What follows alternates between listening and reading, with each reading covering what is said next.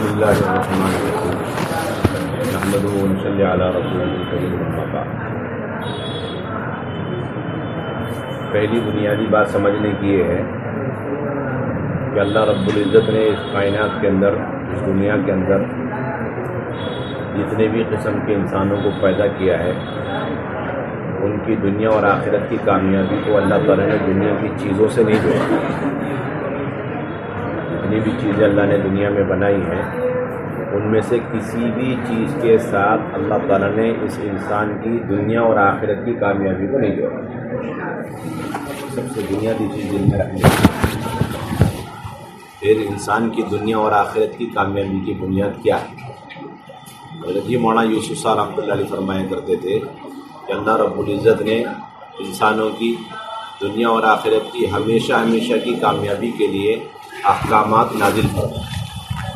اللہ نے اپنے دین کو اتارا ہے، دین نازل فرمایا، اور پھر اس دین پر چلنے کے لیے ہر انسان کو اللہ نے زندگی دی ہے اور یہ آزاد دی، زندگی دی اور یہ اللہ نے جسمانی آزاد دی۔ فرماتے تھے کہ ایک انسان اپنے جسم کے اعضاء کو اس دین پر، اللہ کے حکموں پر جتنا استعمال کرتا چلے جائے گا، اتنا دنیا اور آخرت میں کامیاب ہوگا۔ اور جتنا بھی اپنے جسمانی اعضاء کو اللہ کے دین سے ہٹ کر اپنی منچلی، اپنی جچائی طریقے پر زندگی گزارے گا، استعمال کرے گا، اتنا دنیا میں بھی ناکام ہوگا، آخرت میں بھی ناکام ہوگا۔ تو یہ بات واضح ہو گئی کہ اللہ رب العزت نے کامیابی کا راستہ متعین کر دیا ہے، وہ اللہ کا دین ہے، اللہ کے احکامات ہیں، اور اس دین پر چلنے کی کیپیسٹی اور استعداد اللہ نے ہر انسان کو دے دی۔ اس میں کوئی فرق نہیں، چاہے امیر ہو، چاہے غریب ہو، حاکم ہو، محکوم ہو، بادشاہ ہو، ہر ایک کے پاس اس دین کے مطابق چلنے کی صلاحیت اللہ نے برابر دی۔ دو آنکھیں سب کو دی، دو کان دی، زبان دی، باقی جسم کے اعضاء ہیں، اللہ نے یہ ساری چیزیں ہر انسان کو برابر دی۔ اب اگر کوئی شخص جنگل میں ہے یا جیل میں، اپنے پارٹس آف باڈی کو اللہ کے حکموں کے مطابق استعمال کرے گا، اللہ تعالیٰ اس کو وہی جنگل اور جیل میں رکھ کر کے اسے کامیاب کر دے۔ مثال دیتے مولانا یوسف رحمۃ اللہ علیہ، اس کے مقابلے میں ایک آدمی حاکم ہے، پریزیڈنٹ ہے اور پرائم منسٹر ہے، لیکن وہاں اپنے پارٹس آف باڈی کو اللہ کے حکموں کے مطابق استعمال نہیں کر رہا ہے، تو اللہ تعالیٰ اس کو وہیں پر صدارت میں، وزارت میں، حکومت میں رکھ کر کے ناکام کرے گا۔ کہ اللہ نے ہر دور میں، ہر زمانے میں اللہ نے ایسا کر کے دکھلایا۔ کوئی تجارت پر کامیابی کا بھروسہ کر کے بیٹھے، کوئی تجارت پر بھروسہ کر کے بیٹھا ہوا تو اس میں کامیابی، کوئی کھیتی باڑی پر اور کوئی حکومت پر، یہ جتنی بھی ظاہری نقشے تھے کامیابی کے، انسانوں کے اپنے سوچے سمجھے ہوئے، ان سب کو ہر دور میں، ہر زمانے میں اپنے عقلوں سے لوگوں نے اسے استعمال کر کے دیکھا۔ بعد میں سمجھا حکومت جتنی بڑی ہوگی اتنی بڑی کامیاب، تجارت جتنی بڑی، اپنی منڈیاں جتنی بڑی ہوگی، اللہ نے سب کو نیست و نابود کیا۔ قوم سبا، آپ حضرات نے نام سنا ہوگا، ایک قوم گزری یمن، ان کے آثار آج بھی موجود ہیں۔ صنعا، قوم سبا، اللہ نے انہیں بڑی ناز و نعمت میں رکھا، بہت عجیب و غریب باغات تھے، ان کے بہترین ڈیم تھا، اس سے پانی کی سینچائی ہوتی تھی، ان کے باغات میں، اور کلائمیٹ اتنا فرسٹ کلاس اور اتنا بہترین، جو کہتے ہیں کہ وہاں رہنے والے تو کبھی بیمار پڑتے نہیں، اور جو ادر ولیج اور کنٹری کے لوگ ہوتے تھے بیمار ہوتے تھے تو صرف اپنے ٹریٹمنٹ کے لیے ان کے یہاں 1 مہینہ 1 ہفتہ رہتے تھے، اور اندر کا سب ماشاءاللہ ٹریٹمنٹ ہو جاتا، اتنا بہترین کلائمیٹ۔ کہاں کا؟ قوم سبا لوگوں کا۔ اور 2 باغات ایسے تھے ان کے ہر ایک کے پاس کہ اگر کوئی آدمی خالی ٹوکرا سر پہ رکھ کے اس کونے سے اس کونے تک چلے تو باغات اس کا ٹوکرا پھلوں سے بھرے، کس سے بھر جائے؟ ٹھیک، پھلوں سے بھرے۔ اتنی اللہ رب العزت نے ان کو فراوانی دی، اور 2 بڑے بڑے پہاڑ، اس کے بیچ میں انہوں نے بہترین ڈیم بنا رکھا تھا۔ علماء نے لکھا ہے بڑے بڑے کہ کوئی سائنسدان اور کوئی بڑا انجینئر آج تک ایسا ڈیم تیار نہیں کر سکتا۔ اتنی ٹیکنالوجی اس زمانے میں، اتنے سلیقے، سسٹمیٹک، شٹر اٹھاؤ تو تمام کھیتوں میں اور تمام باغاتوں میں بالکل بغیر کمی بیشی کے برابر سرابر پانی پہنچتا ہے۔ بہت آہنی دیوار بنا کر ڈیم بنا شروع زمانے میں ان کے جو بڑے بوڑھے لوگ تھے وہ اللہ کو پہچانتے تھے، نبیوں کو پہچانتے، تو جو پیداوار آتی تھی اس میں اللہ کا حکم پورا کرتے، زکوٰۃ نکالتے، صدقات نکالتے، خیرات نکالتے، غریبوں کی مدد کرتے اور اللہ کی عبادت کی مشغول۔ لیکن وہ جو فرسٹ سیکنڈ تھرڈ جنریشن جب پیڑھی ختم ہو جاتی ہے نا تو پھر کچھ خمار سا جڑتا ہے۔ اب ان کے اندر بے دینی ہے، حکموں کو توڑ دیا اور بت پرستی میں لگ گئے، اور پھر اللہ تعالیٰ نے 1 by 1 ان کی علاج کے لیے اور ان کے ہدایت کے لیے نبی کو بھیجا، 1 2 3، ایک وقت میں 9 نبی بھیجے ان کے پاس۔ کتنے میسنجر؟ 9۔ جا کے سمجھا رہے، ماننے کو تیار نہیں، بولے یہ سب، انہوں نے کہا کہ دیکھو یہ سب اللہ تعالیٰ کی نعمتیں اللہ نے تمہارے آبا و اجداد کو دیا ہے، اور وہ تم تک پہنچی اس لیے کہ وہ قدردان تھے، شکر گزار تھے۔ اب تم بھی قدردانی کرو گے، شکر گزاری کرو گے تو یہ نعمتیں برقرار رہیں گی، ورنہ سب برباد ہو جائے۔ لیکن نہیں، یہ سب ہماری اپنی جو ہے پرسنل ٹیکنالوجی سے ہم نے تیار، یہ باغات ہم نے اپنے لگائے ڈیم میں، بہت سمجھائے نہیں مانے، تو ان کو وارننگ دی اللہ تعالیٰ نے کہ دیکھو اگر نہیں مانو گے تو یہ جو تمہارے باغات ہیں نا اس کو ہم برباد کر دیں۔ برباد کرنے کا کوئی راستہ ہی نہیں، لیکن یہ جو ڈیم ہے نا جس سے یہ آباد ہے اسی سے ہم برباد کر دیں۔ ایسے کیسے ہو جائے گا کہ ڈیم کی دیوار ہم توڑ دیں؟ ارے ہو ہی نہیں سکتا، امپاسبل۔ ایسے لوہے شیشے پگھلا کر بہترین طریقے سے اس کو بناؤ، لیکن نہیں، ہمارے پاس تو اس کو توڑنے کے لیے موجود ہے ہتھیار۔ کیا ہے کہ ہم چوہے بھیج دیں۔ کیا بھیجیں؟ اس نے اللہ تعالیٰ کی طرف سے نبیوں نے آ کے ان لوگوں کو سمجھایا، ان کو کھیتی باڑی کرنے والے اور انجینئر لوگ، ٹیکنالوجی والے، ان کو سمجھایا تاکہ اچھا تم بھیجو گے تو ہم اس پر بلی چھوڑ دیں گے بڑے بڑے۔ اللہ کی ہر بات میں توڑ والا جواب۔ دماغ جب خراب ہوتا ہے یہ بولتے اس کو نشہ، انسان بھول جاتا تھوڑا سا اللہ نہیں ہوتا ہے، معلوم نہیں اللہ نے ہمیں پیدا کی، آنکھیں دی، کان دیا، دل، دماغ دیا، طاقت قوت دی، اللہ کے حکم کے بغیر تو ہم کیا تھے؟ بس ایک منی کا قطرہ ناپاک جو جسم میں لگ جائے تو دھوئے بغیر تو اس کی نماز بھی نہیں ہوتی، غسل کرنا پڑ جاتا، کپڑے بھی دھونے پڑتے۔ اتنا منی کا گندا ایک ناپاک قطرے سے اللہ نے بنائے، تھوڑے دنوں میں اپنی حیثیت بلا دے۔ تو آرگیومنٹ میں آگے اللہ میاں سے نہیں توڑ سکتے، نہیں توڑ دیں گے، کیا کریں گے؟ چوہے بھیجیں گے۔ اچھا تو ہم بلی چھوڑ دیں۔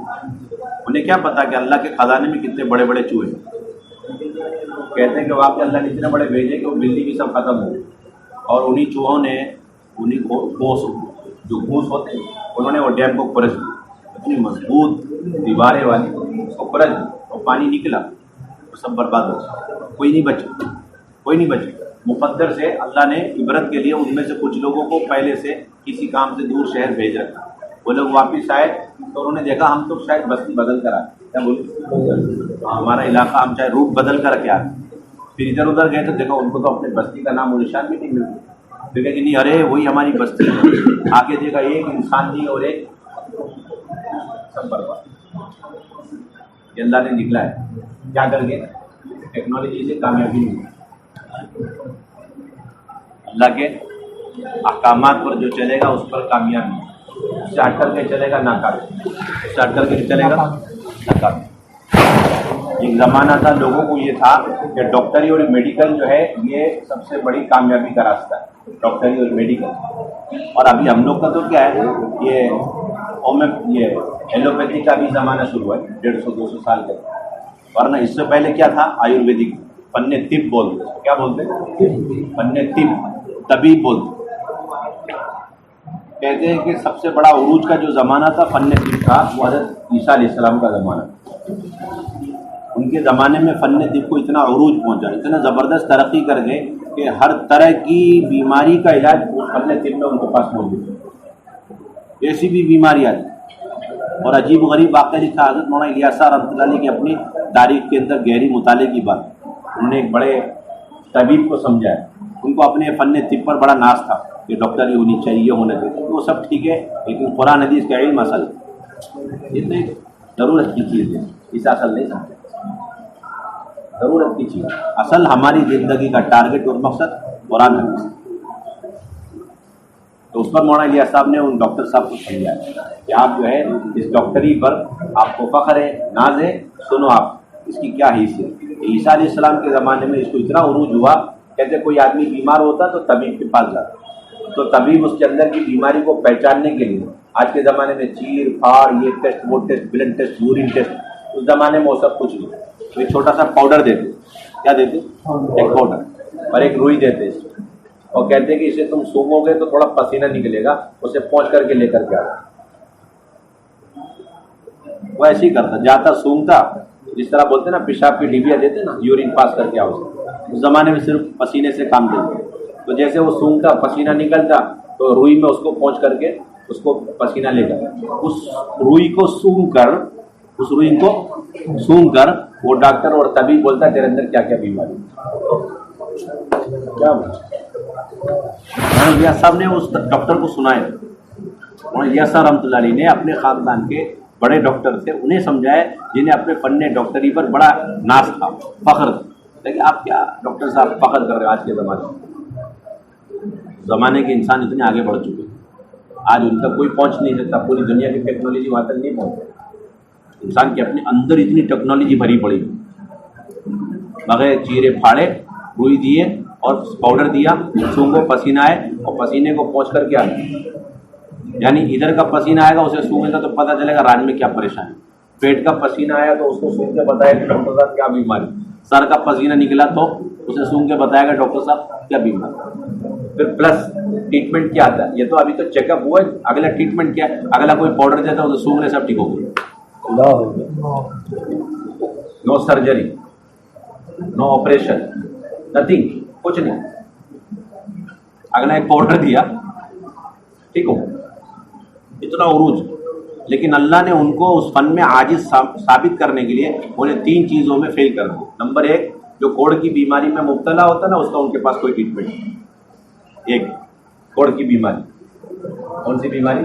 اور نمبر 2، جو اندھا ہوتا اس کی بینائی کا ان کے پاس کوئی ٹریٹمنٹ نہیں، نمبر 3، جو مردہ ہو گیا مر گیا اسے وہ زندہ نہیں کر سکتے، وہ بڑی کوشش میں تھے کوئی ٹیکنالوجی ایسی ہاتھ میں لگ جائے تو کوڑ کی بیماری بھی ٹھیک ہو جائے، انہیں کیا پتا وہ گر اللہ نے چھپا کے رکھ دیا تمہیں عاجز کرنے کے لیے، ثابت کرنے کے لیے۔ اللہ تعالیٰ نے ان کی اس ٹیکنالوجی کو فیل کر کے دکھلانے کے لیے عیسیٰ علیہ السلام کو یہی 3 بیماری کا علاج دے کر بھیجا، کیا دے کے بھیجا؟ لوگوں کو کہتے تھے کہ آپ نبی ہو، آپ اس کو پروف کرو، تو کہتے ہیں لو جو علاج تمہارے پاس نہیں وہ علاج میں کر دوں گا، اور بولو کیا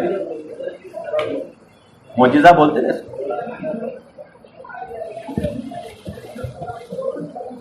عیسیٰ علیہ السلام کسی کوڑ کی بیماری والے پہ ہاتھ لگاتے ٹھیک ہو جاتا، کسی اندھے کے آنکھ پہ ہاتھ کرتے وہ ٹھیک ہو جاتا، کیا ہو جاتا؟ وہ ٹھیک ہو جاتا،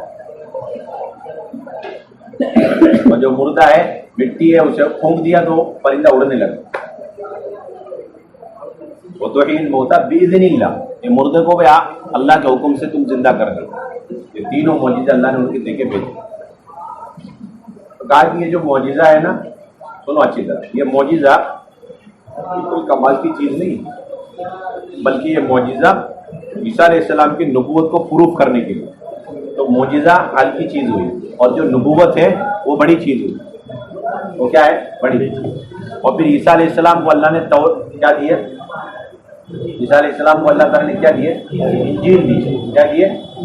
انجیل دی، وہ کتنا طاقتور ہو، جب یہ معجزہ اتنا طاقتور، تو پھر ان کو جو اللہ نے کتاب آسمان سے اتار کے دی ہے جس میں زندگی گزارنے کے طور طریقے احکامات ہیں، لاس ہیں، تو وہ کتنا طاقتور، پھر اس کو بریک کر کر کے اللہ تعالیٰ نے قرآن مجید ہمارے نبی اور آقا پر اتارا، قرآن مجید، تو وہ کتنا طاقتور ہوگا سوچو۔ یہ سمجھایا کہ اللہ نے جو ہمیں قرآن حدیث کا علم دیا وہ اوریجنل طاقتور ہے اور پاورفل ہے، اس کے مقابلے میں ساری ٹیکنالوجی، ساری پڑھائیاں جتنی آسمانی کتابیں، جتنے نبیوں کو معجزے ہر دور میں ہر زمانے میں ملے، سب کو اللہ نے کینسل کر، منسوخ کر۔ اب یہ والی شریعت چلے گی، کون سی شریعت چلے گی؟ یہ شریعت چلے گی، قرآن حدیث والی شریعت چلے گی۔ عمر رضی اللہ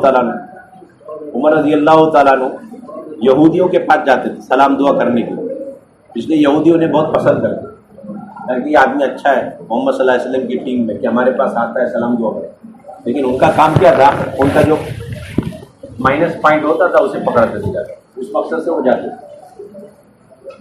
एक मरतबा उनके पास तौरात का एक नुस्खा था, उसमें से एक पेज लेकर के आए, लेकर के हुजूर सल्लल्लाहु अलैहि वसल्लम के सामने पेश करके कहा ये तौरात का एक वरक एक पेज है, यूँ कहकर उसको पढ़ने लगे और अल्लाह के नबी इधर गुस्सा होने लगे, चेहरा सुर्ख हो गया। क्या हो गया? चेहरा सुर्ख हो गया। और वो पढ़ रहे सुर्ख हो रहा, पढ़ रहे, हालांकि कोई बाइबल, कोई जो है नावल की किताब नहीं, कोई लिटरेचर नहीं, कुछ नहीं, बल्कि एक बरहक किताब है, नबी बरहक पर मूसा अलैहिस्सलाम पर नाजिल हुई। एक लंबे ज़माने तक उस पर एक कौम ने जो है अमल किया और वो एक कौम के लिए शरीयत बनी रही, लेकिन अब उसकी कोई हैसियत नहीं अल्लाह के नबी की शरीयत और कुरान के मुकाबले। सिर्फ उसके पढ़ने पर, और वो भी उमर रज़ी अल्लाह तआला के पढ़ने पर, जिनके बहकने का तो कोई गुंजाइश नहीं, शैतान अपना रास्ता बदल लेता उन्हें देखकर। और 25 आयतें हैं कुरान मजीद में जो उनकी राय के मुताबिक अल्लाह ने उतार दी। पर्दा जो उतरा है ना आज इस वक्त, जितना भी हया पर्दा है वो सब हजरत उमर रज़ी अल्लाह तआला के खाते थे। उनको फिक्र थी, या रसूलल्लाह आपकी बीवियों का बाहर जाना अच्छा नहीं लगता, खैर गैर नक्तु खैर हर एक देखते हैं आपकी अज़वाज आपकी बीवियों को, मुझे गैरत आती, ये उम्मतुल मोमिनीन है, जाए और दिल से तमन्ना कि अल्लाह ताला ऐसी आयत उतार दे कि अब ये अज़वाज मुतहरात हमेशा पर्दे में। कहाँ मेरे उन्होंने एक मरतबा छेड़ा भी, हजरत सौदा बिनते ज़मा रज़ी अल्लाह तआला अन्हा क़ज़ाए हाजत के लिए जब बाहर निकली, रात का वक्त था, तो हज़रत उमर ने उन्हें छेड़ने के लिए, परेशान करने के लिए कहा हाँ हाँ तुम बुरखे में जाओ, हमने तब भी तुम्हें पहचान लिया है। और इस उम्मीद से कहा ताकि अल्लाह को भी गैरत आ जाए और अल्लाह ताला कंप्लीटली पर्दे की आयत उतार दे कि ये लोग बाहर ही ना निकले।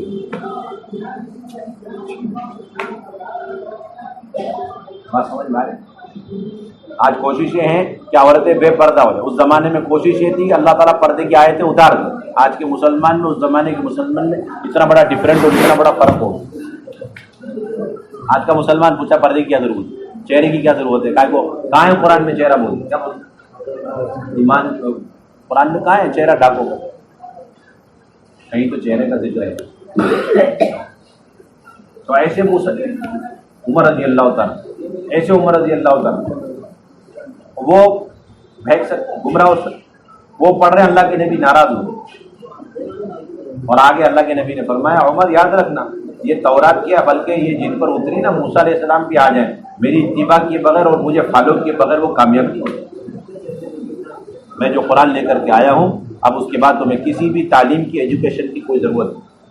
अव्वल और आखिर यानी अव्वलीन और आखिरीन, पूरी दुनिया को जितना कुछ अल्लाह ने दिया, टेक्नोलॉजी, मालूमात और जितना नॉलेज दिया, उस सब का खुलासा इसके अंदर, जितना नबियों को पिछले ज़माने में दिया उसका भी खुलासा इस कुरान के अंदर।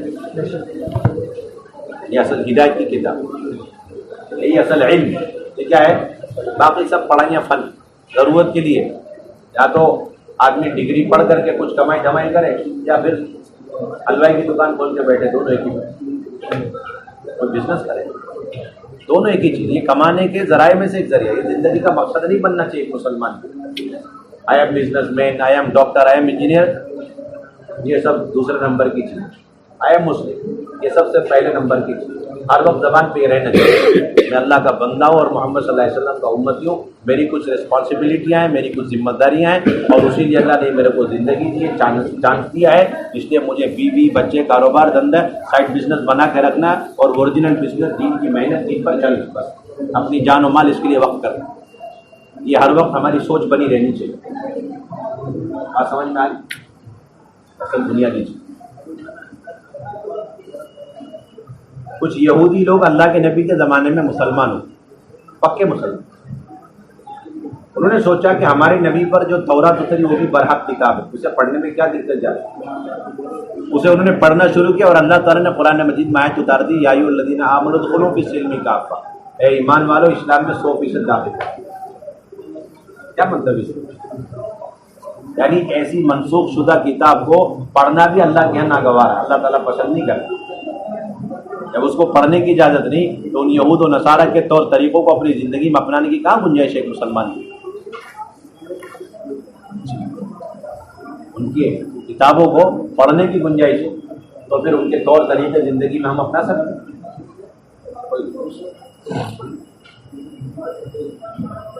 हमारी बड़ी जिम्मेदारी, बहुत बड़ी जिम्मेदारी। हम ہم اپنی زندگی کو نبی پاک علیہ الصلوۃ والسلام کی زندگی سے ملانا ہے. 24 گھنٹے کی زندگی، ہر آن ہر لمحے ہمارے حرکات سکنات نبی کے طریقے پر آ جائیں، سنت طریقے پر آ جائیں. اس پر آ جائیں. حضور صلی اللہ علیہ وسلم کی جو اونٹ سواری ہے، کون سی سواری؟ اونٹ سواری. یہ دنیا بھر کی قیامت تک آنے والی لگژری سواریوں سے بہترین، سب سے افضل ترین یہ سواری. اگر کسی مسلمان کے دل کے اندر آج کی سواریوں کی وقار، عظمت، اہمیت نبی کے اونٹ سواری سے اگر زیادہ ہو گئی دل میں ذرا سی بھی، تو اس کا ایمان خطرے میں. بھلا آپ سوچ سکتے ہیں اللہ کے نبی کی سواری کے مقابلے میں دنیا بھر کی سواری کی کیا حیثیت؟ اللہ کے نبی کے لباس کے مقابلے میں غیروں کے لباس کی کیا حیثیت؟ کوئی حیثیت. اس لیے مولانا یوسف رحمۃ اللہ علیہ فرمایا کرتے تھے، ذرا سوچے تو صحیح، ایک مسلمان تنہائی میں بیٹھ کر وہ کیا کر رہا ہے، اتنا بڑا جرم کر رہا ہے کہ ایک طرف اللہ کے نبی صلی اللہ علیہ وسلم کی زندگی اور لائف اور سنتیں، اور آپ صلی اللہ علیہ وسلم نے اپنے پیٹ پہ پتھر باندھ کے گھر کے 3 مہینے چولہے بجھا کر کے تمام مشقتیں تکالیف برداشت کر کے اب تک دین کو پہنچایا، کوشش کری. آج ان کے طور طریقے ہمیں اچھے نہیں لگے، اور جو یہود و نصارہ جنہوں نے ہمیشہ اسلام اور مسلمانوں کو تکلیف اذیتیں پہنچائی ہیں، ان کے طور طریقے میں اچھے لگے. ایمان کی کمزوری کیا لا؟ کون فرماتے تھے جی؟ حضرت مولانا یوسف رحمۃ اللہ علیہ. ایمان کی کمزوری کیا لا؟ یہ جو دعوت کی مبارک مہینے تھے، یہ اسی ایمان کی کمزوری کو دور کر کے ایمان کو پاورفل بنانے کی، تاکہ ہمارا دین پر چلنے کے راستے آسان ہو جائے، کھل جائے، جو رکاوٹیں دور ہو جائے، ہمارا ذہن تیار، ہماری ایک مینٹالٹی بن کہ تم کچھ بھی بولتے ہو. دنیا بھر کے سارے سائنسدان اور دنیا بھر کے سارے جو ہے لوگ یہ کہیں کہ بھائی سود کے بغیر کام نہیں چلے گا، لیکن آپ انہی کالجوں میں بیٹھ کر ڈٹ کر کے دل کی گہرائی سے ڈنکی کی چوٹ کہیں گے پوری دنیا میں سودی نظام بنا لو آپ، لیکن اللہ اسے مٹا کر کے نیست و نابود کر کے رہیں گے. اس لیے کہ اللہ کا وعدہ یمحق اللہ الربا ویربی الصدقات، اللہ رب العزت سود کو مٹائیں گے اور صدقات کو بڑھائیں گے. ہمارے جیب میں 100 روپے کھانے کے لیے کم ہے، لیکن ہم اس میں سے 10 روپے دیں گے، پوری دنیا میں لگیں گے صدقہ مت دو، پیسے کم ہو جائیں گے. آپ کو یقین کامل شاہد کر کے نہیں میں دوں گا، اس لیے کہ اللہ کا وعدہ پورا ہو کے رہے گا کہ تم صدقہ دو گے اللہ بڑھائیں گے، جتنا دو گے اتنا بڑھا دیں گے. آپ کے پاس پیسے نہیں ہے، ساری دنیا والے مل کے کہہ رہے تھوڑا سا ادھر سے ادھر سے لون لے لو. کیا لے لو؟ تھوڑا سا لون لے لو، تھوڑا سا یہ کر لو، کام بن جائے گا. کہ کام جو کچھ بنایا سب بگڑ ہو جائے گا. کیونکہ اللہ نے فرمایا یمحق اللہ الربا، کہ اللہ تعالیٰ کیا ہے؟ سود کو مٹا کے رہیں گے. کیا کر کے رہیں گے اللہ تعالیٰ؟ سود کو مٹا کے رہیں گے. اللہ سود کو مٹا کے رہیں گے. یہ ایمان یقین ہمارا بننا چاہیے، بنا ہوا ہونا چاہیے دل کے اندر. نہیں بنا ہے آدمی کبھی بھی بہک جائے گا، پھسل جائے گا، کوئی بچانے والا نہیں. آپ کے اندر کی ایمان کی طاقت آپ کو بچائے.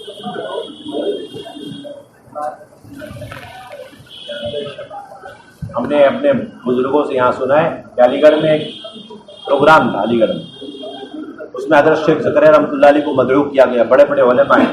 اس میں ایک ٹاپک تھا کہ پردہ کیا ضروری، کیوں نہیں دیکھ سکتا ایک لڑکا لڑکی کو اور لڑکی لڑکے کو کیوں نہیں دیکھ سکتا. علماء آئے، بڑی بڑی دلیلیں دی، لیکن عورتوں نے، لڑکیاں جتنی پڑھنے والی، انہوں نے سب کو بریک کر دیا، سب کو توڑ دیا کہ نہیں، ہمیں آپ جو ہے مینٹالٹی طور پر یعنی عقلی طور پر دلائل سے آپ سمجھو.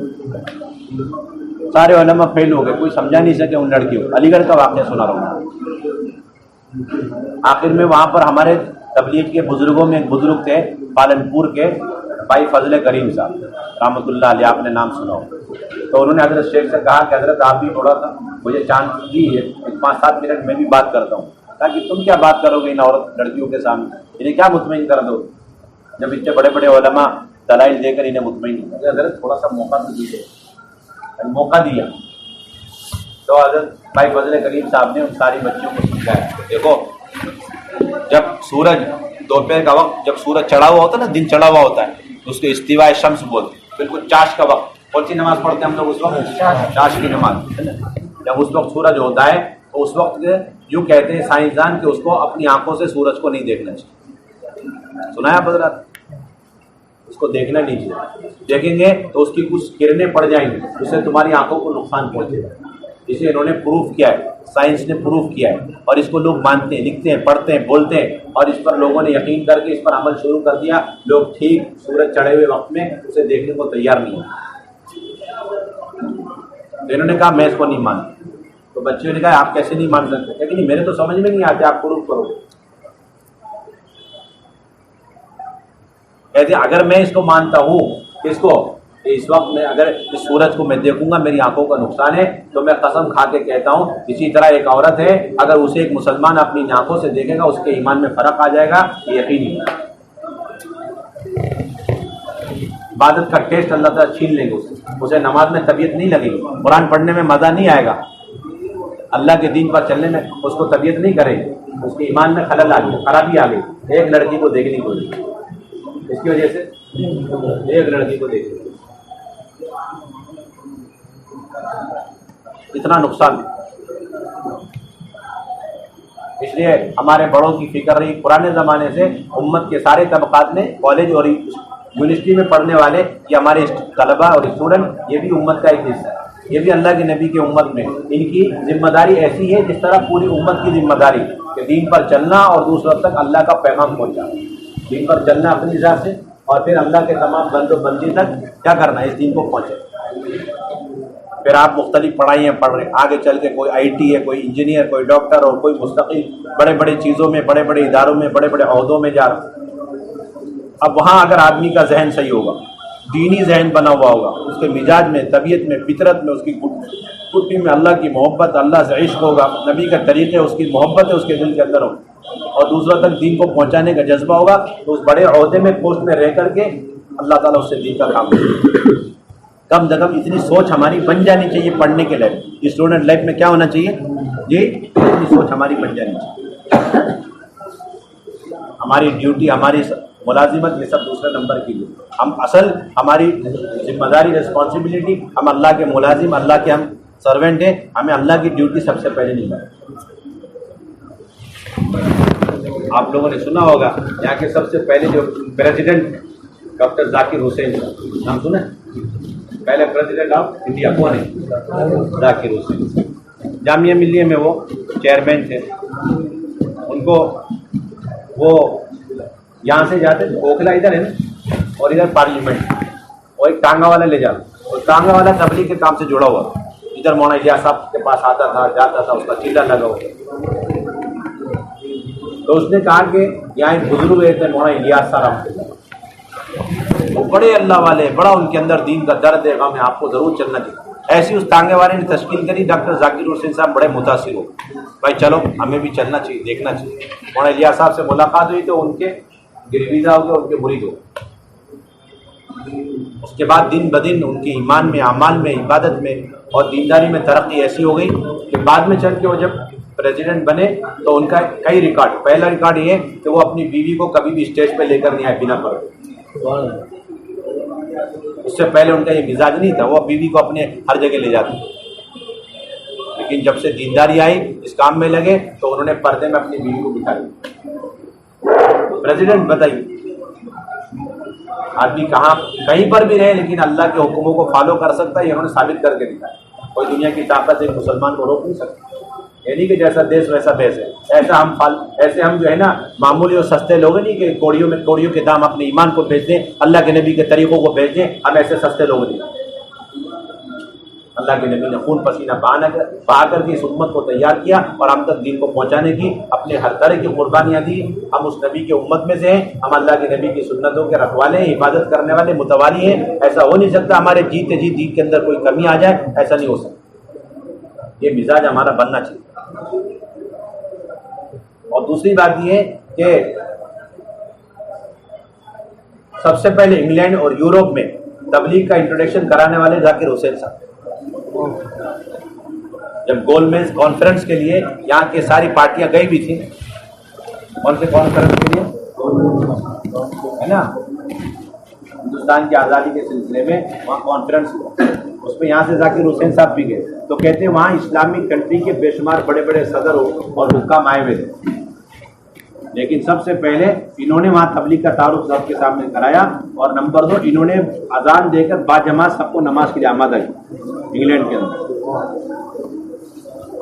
اذان دے کے باجماعت نماز ذاکر حسین صاحب. بڑے بڑے اسلامی اسکالرس اور بڑے بڑے اسلامی پریزیڈنٹ وہاں پر موجود ہیں, لیکن اللہ تعالیٰ نے ذاکر حسین صاحب کے ذریعے باجماعت نماز. جب آدمی کا رخ صحیح ہوتا ہے تو آدمی کہیں پر بھی رہتا ہے اپنے مقصد کو بھول کر ہم تو ایسے بننا چاہتے ہیں.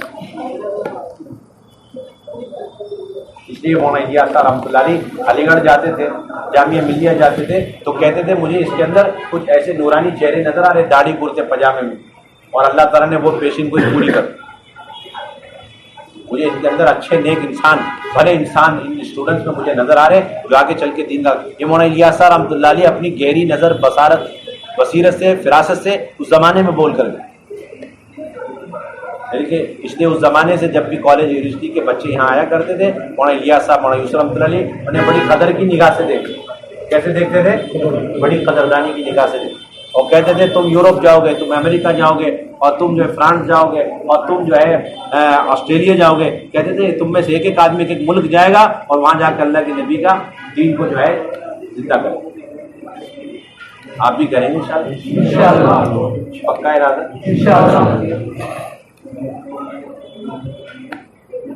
یہ بہت بڑی آپ کی ذمہ داری. ہم لوگ کا چائنا کا سفر ہوا, ووہان ایک پروونس ہے ووہان, سب یونیورسٹی آئے ادھر تو ہمیں لے کر گئے. رات کا وقت تھا تو ہمیں بتایا کہ یہاں پر کچھ انڈیا پاکستان بنگلہ دیش کے لوگ پڑھتے ہیں, ہم آپ کی ملاقات. جب ہم گئے تو بالکل ایسا لگ رہا جیسے کلب بنا لگ رہا تھا. آپ خود ہی برقع پہن لو اور آنکھیں نیچی کرو پھر اندر گئے. لیکن اللہ کی شان جب ہم اندر گئے تو بہترین قرآن کے پڑھنے کی آواز ایسے لگ رہا جیسے حرم شریف میں دور سے چلتے آتے نا حرم کے قریب قریب, اتنی عمدہ آواز, پیاری آواز. اور رمضان کا مہینہ تھا جب ہم لوگ جیسے آگے پہنچے تو حیرت کی انتہا نہیں رہی. تو دیکھا وہاں تراویح کی نماز ووہان چائنا میں ووہان میں کالج کے اندر نماز باجماعت تراویح ہو رہی. کیا ہو رہی؟ اور پڑھانے والا کون؟ ایک انڈین بچہ, کیرلا کا وہ اسٹوڈنٹ, میڈیکل بچہ, میڈیکل پڑھ رہا تھا وہاں, کیرلا کا بچہ, وہ قرآن حافظ قرآن. اور اس کے پیچھے تقریباً 250-300 اسٹوڈنٹ. اس میں کیا موروکو, ویسٹ افریقہ, ساؤتھ افریقہ, اور پھر ادھر یورپ کے, پھر سعودی عرب کے سارے بچے. سب نے اپنے اپنے کمروں میں لنک دے رکھا, چھوٹا سا وہ مائک دے کر کے کنیکشن کر کے, اور پھر نماز پڑھو. کیا کر رہے؟ اور نماز ختم ہوئی تراویح, فوراً لوگ وہی مولوی صاحب حافظ صاحب تھے فوراً بیٹھ گئے اور منتخب احادیث سے تعلیم شروع کر, اور اس کا فوراً ٹرانسلیشن ہو رہا 8-10 لینگویج میں اس کا ٹرانسلیشن. جب اس سے فارغ ہوئے اب فوراً 2-2 کی جوڑی بن گئی. اب پورے ہاسٹلوں میں پھیل کر کے رات کی اندھیری میں لوگ ملاقات کرتے.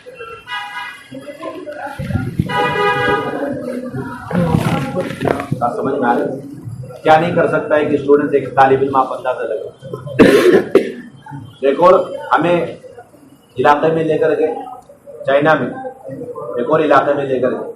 وہاں پر انہوں نے چھت پہ جو ٹیرس ہوتا ہے چھت, اس کو کسی طرح کیش کر کے لے کر کالج والوں سے اسے انہوں نے اپنا مرکز اور اس کو اپنا جامع مسجد بنایا. اور جمعے کی نماز ہو رہی, تقریباً 500 اسٹوڈنٹس پڑھ رہے جمعے کی نماز چھت کے اوپر.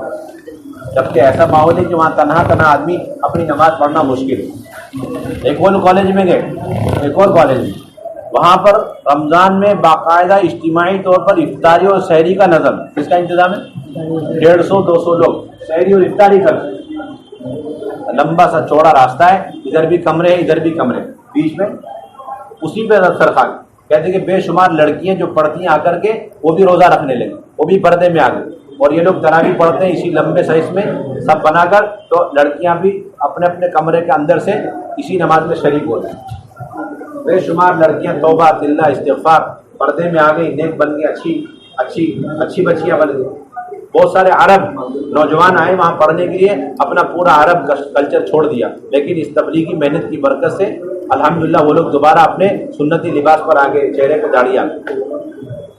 کیا آ گئی؟ چہرے پہ داڑھی. سوچیے آپ, اور محنت کیسے کر رہے آپ بتائیے. بڑی حکمت کے ساتھ سارا کام کر رہے ہیں, تعلیم بھی کرتے ہیں وہ لوگ, گشت بھی کرتے ہیں. ہمیں لے کے ایک جگہ بولے کہ کیپ لگانا پڑے گا. میں نے کہا ہم لگا لیں گے. بھائی پیچھے آپ کو بیگ لٹکانا پڑے گا, جیسے کالج کا بیگ ہو لٹکا لیں گے. کہیں سائیکل چلانا پڑے گا, وہ بھی چلائیں گے. 20 سال بعد سائیکل. تو آگے رہبر ہے, آگے گائیڈر رہبر آگے, اس کے بعد ہمارا ایک ساتھی, پھر ایک رہبر, اس کے بعد ہم. اور بولے کہ آج سے ہمیں 4 دروازے سے اندر انٹری مانگے. اور انٹری مار کر کے پھر اس کے بعد ہم ایک کمرے میں گئے. ایسا لگ رہا جیسے آج ہندوستان میں کسی مرکز میں مسجد میں پہنچ گئے. وہاں ماشاءاللہ 50 لوگ بنگلہ دیش، انڈیا، پاکستان کے لوگ، اور سب ماشاءاللہ داڑھی کرتے پاجامے میں. پتہ چلا گشت ہوا ہے اور اب ماشاءاللہ بیان ہونے والا. ساری محنت اندر ہی اندر ہو رہی ہے.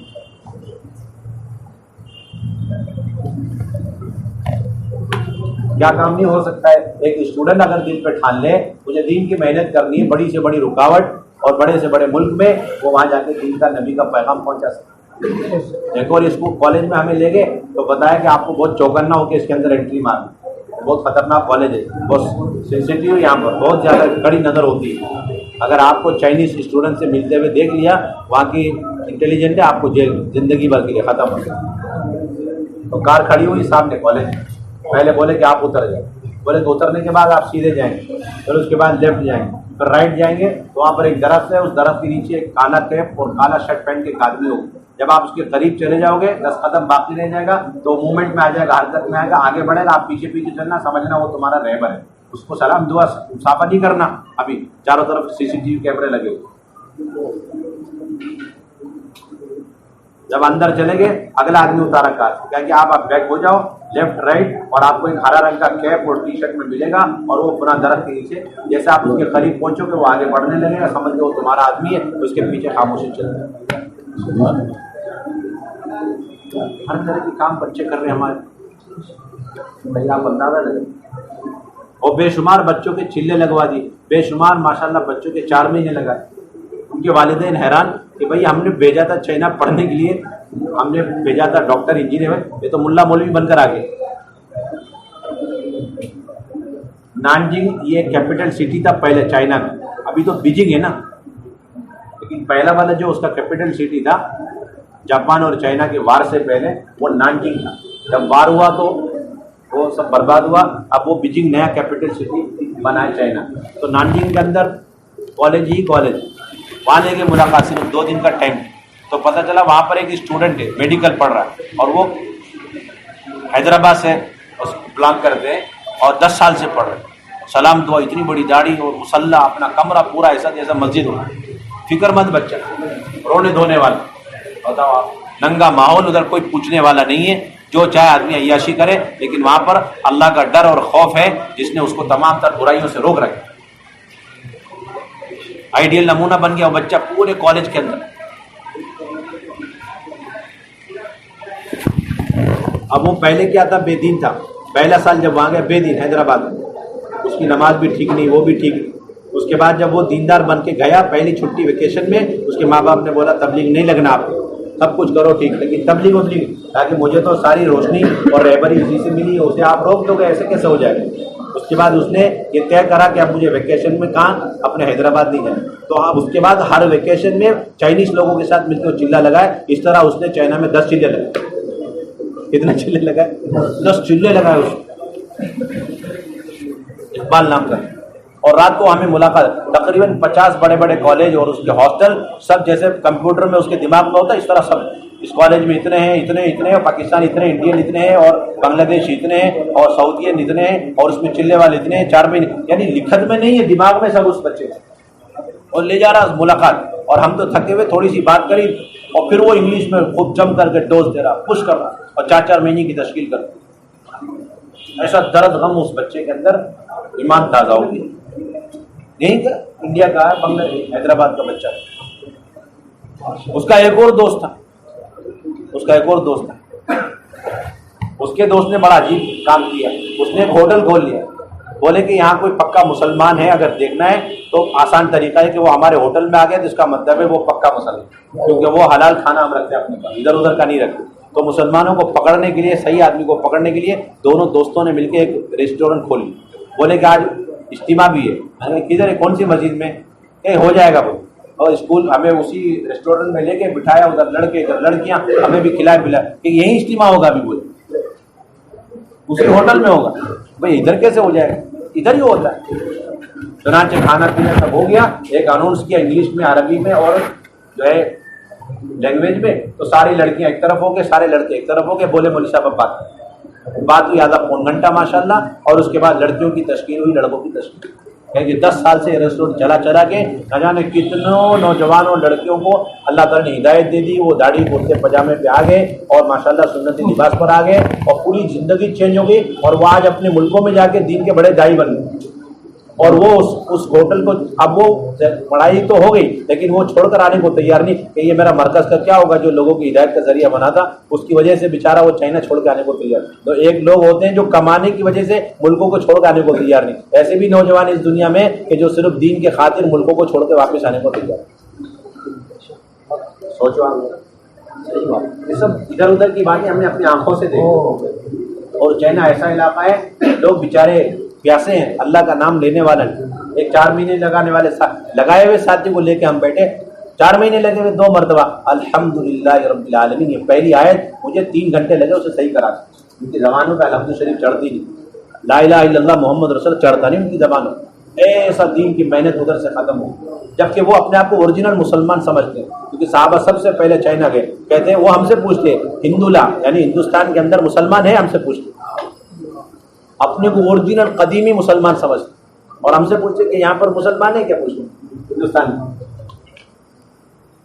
ایسا ملک، وہ کہتے ہیں 150 سال پہلے وہاں ایسا اسلام تھا، ایسے بڑے بڑے علماء تھے کہ ان کے فتوے جو ہوتے نا فتوے وہ ایسے ہوتے تھے جیسے حرم شریف کے اماموں کے فتوے ہو گئے، لیکن ایسا دین کی میں نے چھوٹی، ایسے علماء کو عوام کو قتل کیا جیسا رشیا میں کمیونسٹ کے زمانے میں ہو، اور بے شمار لوگ ہجرت کر کے چائنا سے کہاں چلے گئے، کرغزستان چلے گئے، آج بھی بڑی بڑی کالونی آبادیاں ہیں کرغزستان کے اندر، ان کو دنگل لوگ بولتے، بڑے بڑے اسلامی مراکز دین کے علم کے، جب دین کی میں نے چھوٹی سب اللہ تعالیٰ نے ختم کر دیا۔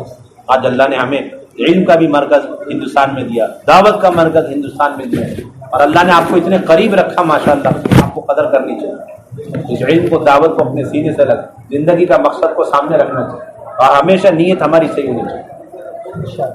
یہ بتائیں ایسے 2 نوجوان آنکھوں سے ہم نے وہاں پر عجیب و غریب ایک کارگزاری سنی کہ یہ کالج ہے، بہت سینسٹیو کالج ہے، اس میں جلدی اپائنٹمنٹ اور جلدی سے اس میں جو ہے ایڈمیشن نہیں ہوتا ہے، لیکن ایک پاکستانی نوجوان سے ملے، اس کا کہہ رہے کہ مجھے تو کوئی امتحان کے بغیر ہی کیا کر دیا ایڈمیشن مل گیا، پوچھنے پر پتہ چلا کہ اس لڑکی نے بتایا، جو چائنیز لڑکی ہے جو پروفیسر ہے، اس نے بتایا کہ اس بندے سے پہلے یہاں ایک بندہ تھا، وہ 5 سال پڑھا میرے سامنے، لیکن مجھے یاد نہیں آتا کبھی زندگی میں اس نے کسی نامحرم لڑکی کو آنکھ اٹھا کے دیکھا ہو۔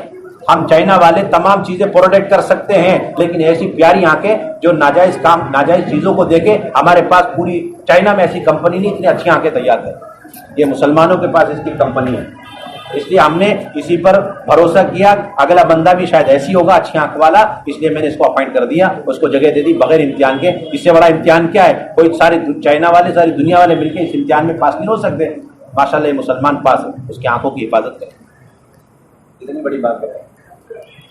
آج بھی انسان اللہ کے حکموں کو فالو کرے، اللہ وہ دلوں کے اندر عزتیں ڈالیں گے جو آپ کی تمام ٹیکنالوجی کے ذریعے سے بھی آپ کو عزتیں حاصل ہوگی۔ بتاؤ چائنیز لڑکی، بلکہ ایک اور لڑکی مسلمان ہوئی اور اس سے نکاح کیا، اس سے نکاح کیا اس نے، اور وہاں پر بہت سے چائنیز لوگ بدزن بھی تھے مسلمانوں سے، کیوں؟ یہ لوگ پڑھنے جاتے ہیں اور وہاں کی فیسلٹیاں حاصل کرنے کے لیے جلدی سے شادی کرتے ہیں، اور عارضی طور پر شادی کر کے جب اچھی ڈگری پگری کمائی دھمائی سب کچھ ہو گیا سیٹنگ بیٹنگ، اور اس بیوی کو چھوڑ چھاڑ اچھے سے پیسے لیے اور واپس آ گئے، اس سے لوگ مسلمانوں سے بدزن بھی، دونوں چیز۔ جاپان میں کہتے ہیں سب سے پہلے جھوٹ بولنا سکھایا مسلمانوں نے اس پہلی صدی کے اندر۔ جاپان میں لوگوں کو جھوٹ بولنے پہ نہیں آتا، زبان ہی نہیں مڑتی، جھوٹ بولتے، اتنے سچے دل کے اور سچے زبان کے۔ ایک مسلمان نے سب سے پہلے جھوٹ سکھلایا، اس کے بعد سے لوگ اتنے مسلمان تاجروں سے بزنس مین سے بدن ہے کہ جب کوئی مسلمان ڈیل کرنے آئے گا جاپان تو اس کے بارے میں تقریباً ایسے جو ہے انسپیکشن کریں گے، ایسی تحقیقات کریں گے جیسے سی بی والے کریں کہ صحیح ہے غلط ہے کیسا ہے ویسا ہے، سب کچھ اس کا پچھلا پورا ریکارڈ لیں گے۔ جلدی سے کوئی بھی کسی مسلمان تاجر سے بزنس مین سے ڈیل کرنے کو تیار نہیں جاپان میں، اس لیے کہ ان کی وجہ سے ہمارے اندر ایک بڑی خرابی برائی پیدا ہوئی، جھوٹ کے عادی ہو گئے ہمارے ساتھ۔ جاپان کا واقعہ،